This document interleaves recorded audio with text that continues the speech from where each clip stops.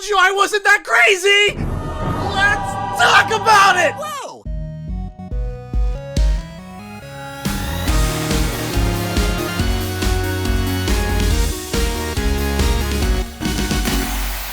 What's up, guys? Canadian Guy A here, and finally, after 8 years, 8 years since Spyro Reignited Trilogy had come out, and almost 20 years since Dawn of the Dragon, a new Spyro game has returned. Spyro A Realm Beyond, and I have been waiting to tell you guys all about it. I have been talking about this game for years, and to finally see it materialize, I still can't believe it. So without further ado, something that I am so excited to do, let's do our first trailer analysis and breakdown for this game. But since it's not too long and, you know, it's Spyro and it's awesome, why don't we just watch the trailer again, shall we?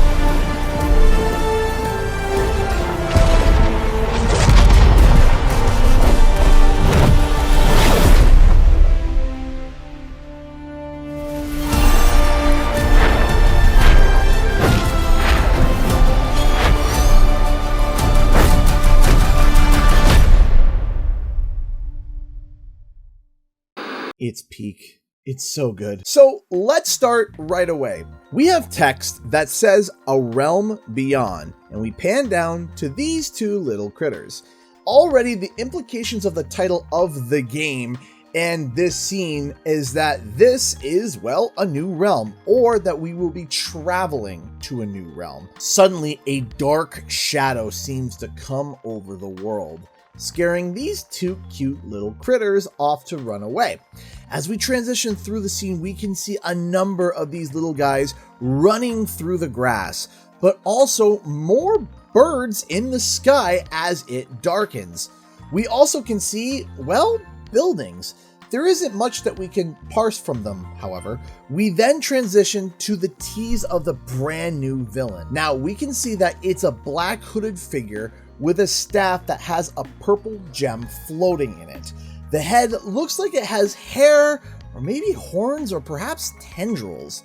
But also, we can see a gemstone set into its three-fingered hand. Additionally, the staff, while curved, also looks like the letter D, but also could look like the aether or convexity shape. The first thought I had when I saw this villain is it reminded me of the sorcerer from the Shadow Legacy game. However, when the text scrolls up, it says a new evil rises, meaning that this may be a brand new villain, or at the very least, maybe it's a brand new evil for Spyro to handle. Additionally, we actually can see two giant chains leading up into the clouds. Then we cut to the reveal of our purple lad, and just look at him. He looks so good. His hair is longer, almost looking like a mohawk.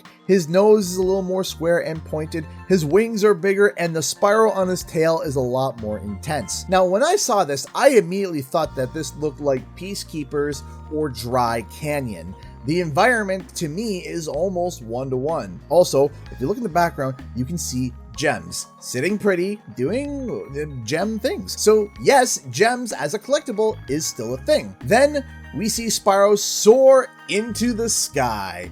Now, I have more information about this later on in the video and in other videos, so make sure to keep watching and to subscribe. But suffice to say, yes, there's going to be a lot more flight in this game. Also, as you can hear, and I'm happy to confirm, Tom Kenny has returned and will be reprising his role as Spyro the Dragon. As Spyro gets to the apex of his flight, we can see this large spire covered in purple gems. You also can see there being a giant gem floating in the middle of it, chained up. This makes me think that what we saw earlier is the base of this tower. Spyro then flies up and dashes to the tower, ending the CGI portion of the trailer. For gameplay, well, we get 8 seconds. Yeah, that's not very much. But you know what?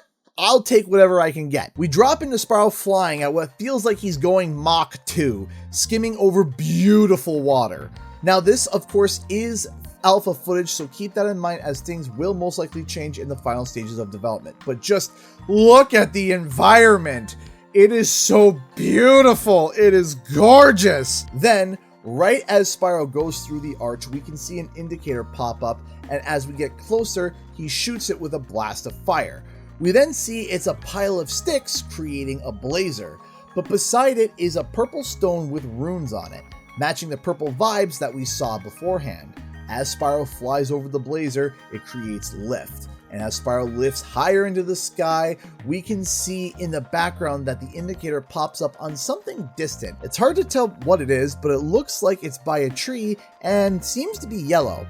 Which makes me wonder, will there be different objects for Spyro to hit mid-flight that will cause different reactions to him or to the environment? We also can see 2 blue orbs down here on the bottom right on the ground. We're not sure what that does. It could be for stamina. It could be for, well, a whole number of things. As we go through, we can start to see overgrown architecture like this was once a civilization but abandoned from what looks like a long-lost city. We can see bridges, towers, and what looks like a statue of something over on the left. If we zoom in, it looks like sheep feet? Is that a sheep temple? Anyway, as Spyro takes to the sky, we can see the indicator switch to something floating above. When Spyro breathes fire and hits it, it opens up a ring, dashing him through the air and higher into the sky. As we watch through all this fully without stopping, Spyro now has access to Dragon Flight, which is a momentum-based flight mechanic. No, this is not infinite flight. This type of mechanic requires you to get lift, create drafts, spend your flight points or stamina wisely to be able to fly through the world. If you can't consistently string it up, you won't be able to have a free flight. We will most likely, though, get more information about this later on. We are then treated with the title card, with a surprising and uncharacteristic release date of spring 2027. I have a lot to say about that, but I am pleasantly shocked. Also, something else uncharacteristic but amazing is that the game will be coming to Series X and S, Game Pass, PlayStation 5, Steam, and Nintendo Switch 2 on day 1. That's right. No longer are the ports being piecemealed together and released at separate times. They are all releasing on day 1. Also, of course, as you can see, there is a new logo. It's much more angular and sharp. But also, if you didn't notice, the O is now in the shape of a gem. How cute. There is so much more to talk about, as I was able to participate in a Q&A with Paul Yan and Lou Studdert, and as soon as I'm done with that video, I'll be posting it. Until then, as you have for the past 8 years, make sure to subscribe for all your Spyro A New Realm updates and needs. Thank you so much for watching. You can support my channel by visiting my Patreon or any of the links below, and I'll see you guys in the next video and or live stream. Bye-bye!